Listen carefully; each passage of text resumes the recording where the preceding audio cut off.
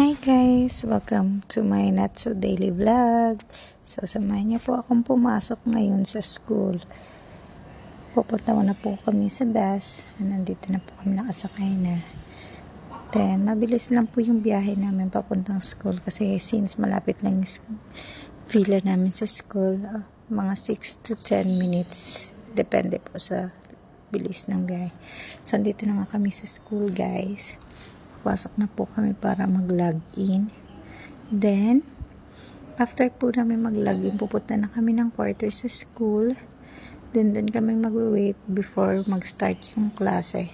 Then, magpupunta na kami sa classroom after namin muni-muni saglit sa aming waiting area. Then, pupunta na po ako ng classroom. Bye guys! Charis! So, dito na po ako sa classroom. Welcome to my grade 2 classroom. Na magsusulat po ako ng date for today. And mag-arrange ng seats kasi mag-exam sila. For tomorrow exam, niready ko na yun.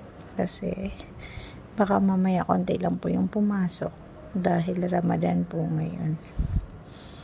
Diyan babalik na ulit ako sa quarters namin.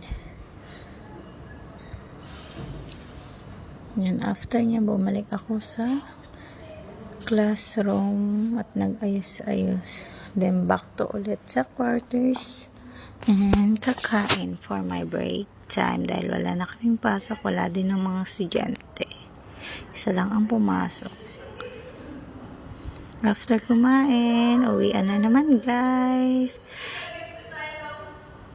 Ang bilis lang. Isang araw lang. Tapos na for 6 hours duty.